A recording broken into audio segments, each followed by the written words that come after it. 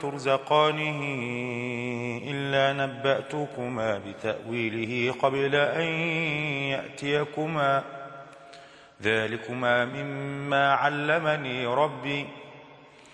إني تركت ملة قوم لا يؤمنون بالله وهم بالآخرة هم كافرون واتبعت ملة آبائي إبراهيم وإسحاق ويعقوب ما كان لنا أن نشرك بالله من شيء ذلك من فضل الله علينا وعلى الناس ولكن أكثر الناس لا يشكرون يا صاحبي السجن أأرباب متفرقون خير أم الله الواحد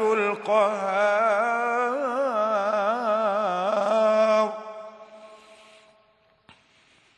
ما تعبدون من دونه إلا أسماء سميتموها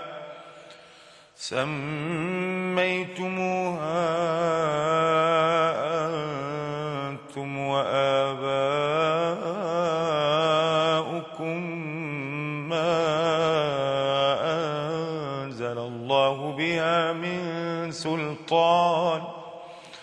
إن الحكم إلا لله أمر ألا تعبدوا إلا إياه ذلك الدين القيم ولكن أكثر الناس لا يعلمون يا صاحبي السجن أما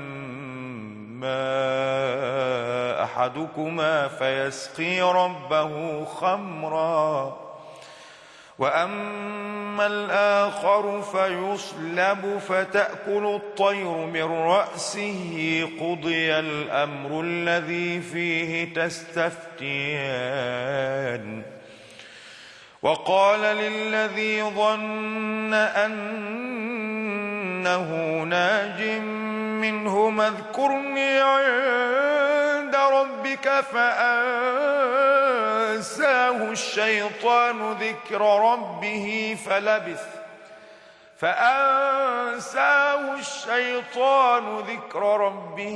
فلبث في السجن بضع سنين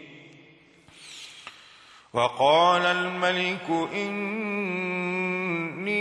إني أرى 7 بقرات سمان يأكلهن 7 عجاف و7 سنبلات خضر وأخر يابسات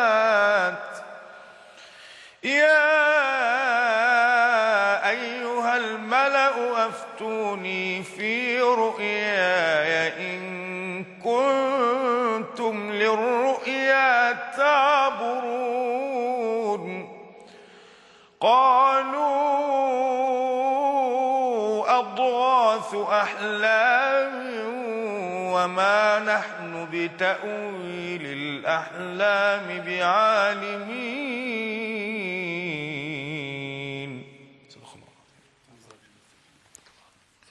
أنا بشكر السادة الضيوف. يعني دايما احنا يعني بنتمنى ان ربنا يتقبل